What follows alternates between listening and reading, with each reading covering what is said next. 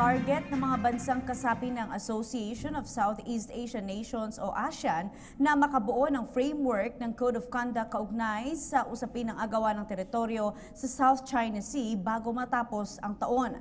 Kabilang ito sa mga napagkasunduan sa isinasagawang ASEAN Foreign Ministers Meeting sa Boracay kung saan tilalakay rin ang iba pang mga isyong kinakaharap ng rehiyon. May report ang aming kasama ang Eunice Samonte. Sa pagtatapos ng Association of Southeast Asian Nations Foreign Ministers Meeting ay inilatag mismo ni Department of Foreign Affairs Secretary Perfecto Yasay Jr.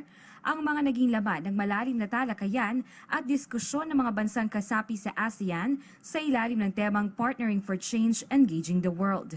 Bukod sa 6 thematic priorities na kinabibilangan ng people-oriented, people-centered ASEAN, peace and stability, maritime security and cooperation, inclusive innovation-led growth, resilient ASEAN at ASEAN a model of regionalism and a global player, ay napagdiskusyonan din ang ilan sa mga isyong kinakaharap ng Southeast Asia ngayon kagaya na lamang ng cybersecurity, climate change, migration at issue sa terorismo. Napag-usapan din ang kontrobersyal na issue ng West Philippine Sea. Ayon nga kay Secretary Yasay, nagkasundo ang mga leaders ng mga bansang kasapi sa ASEAN na gumawa ng framework ng Code of Conduct sa pagitan ng China tungkol sa usapin ng West Philippine Sea.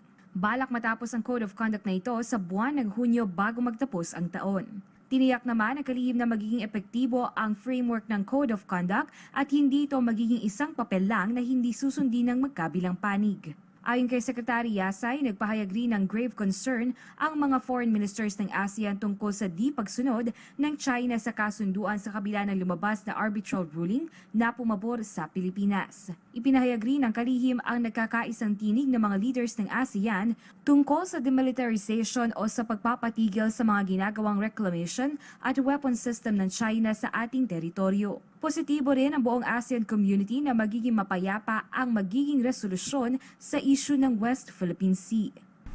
They have also expressed that in order for a code of conduct to be meaningful and effective, it must be legally binding, and it must cover the broadest areas of how disputes will be resolved and the conduct of party claimants with respect to the disputes.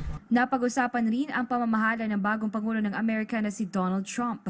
Ibinahagi ng kalihim na tinitingnan din ngayon ang mga posibleng maging pagbabago sa foreign policy sa ilalim ng bagong halal na Pangulo ng Amerika at kung paano ito makakaapekto sa mga bansa dito sa Timog Silangang Asya.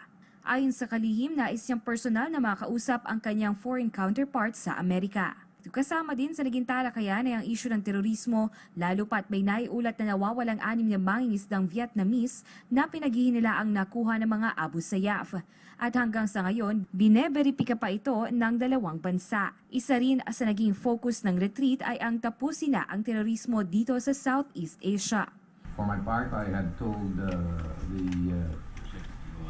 Foreign Minister of Vietnam that we are trying to get more validation and information about this abduction and certain details. Ipinahayag naman ng kalihim na pangkalahatang naging mapayapa at makabuluhan ang unang Foreign Ministers Meeting ngayong ang bansang Pilipinas ang host country ng ASEAN Summit 2017. Masusundan pa ito ng marami pang ministerial meeting bago ang ika-50 anibersaryo ng ASEAN. Mula dito sa Boracay para sa PTV News, Eunice Samonte.